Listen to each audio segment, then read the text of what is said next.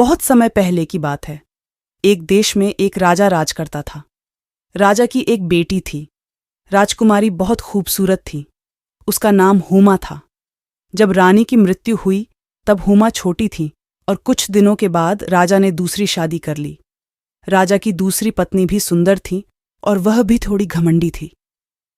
नई रानी के पास एक जादुई गिलास था।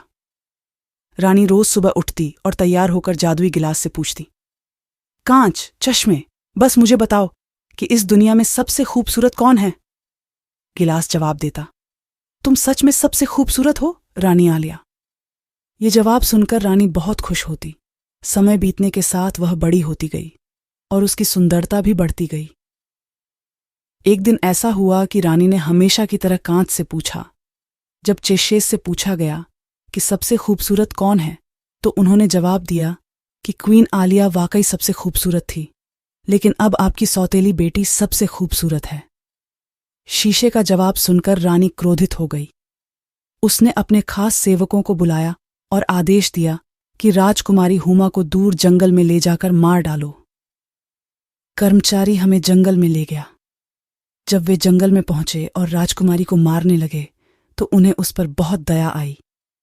एक कर्मचारी ने अपने साथियों से कहा, हम राजकुमारी हुमा को क्यों नहीं छोड़ देते? यह सुनकर बाकी कर्मचारियों ने हमसे कहा कि हम कहीं जंगल में भाग जाएं और अपने देश वापस न आएं, नहीं तो रानी हमें भी मार डालोगे और तुम्हें भी। राजकुमारी ने नौकरों को उनकी मदद के लिए धन्यवाद दिया और घने जंगल के अंदर एक दिशा में चल दी। कुछ दूर जाने के बाद हुमा को एक छोटी सी झोपड़ी दिखाई दी।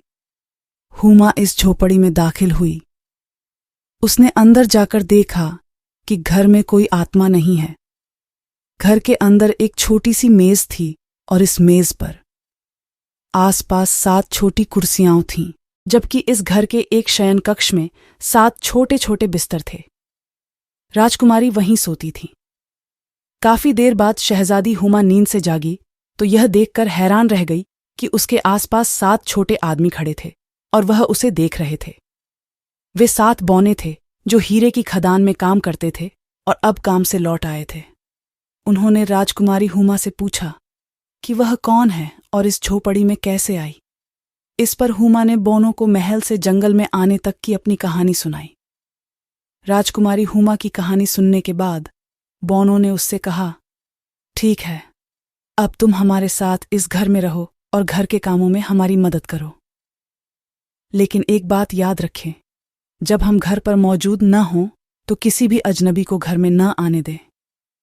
उधर नौकरों ने वापस जाकर रानी को बताया कि उन्होंने राजकुमारी को मार डाला है, तो वह बहुत खुश हुई और दौड़कर अपने कमरे में रखे जादुई शीशे के पास गई और बोली, अब बताओ, इस दुनिया में सबसे सुंदर कांच का कांच क्या है?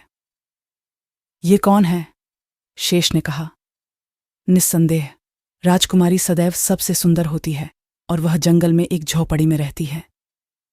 यह उत्तर सुनकर रानी बहुत क्रोधित हुई। उसने घर घर जाकर सामान बेचने वाली का भेष बनाया और जंगल में चली गई।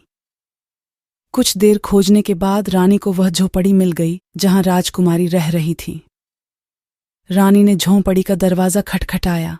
हामा ने देखा कि एक बूढ़ी औरत हाथ में टोकरी और सुंदर रिबन लिए खड़ी है। मनमोहक रंगों के रिबन देखकर हुमा का दिल आकर्षित हो गया और वह पूरी तरह से भूल गई कि बौनों ने उसे किसी भी अजनबी से मिलने से मना किया है।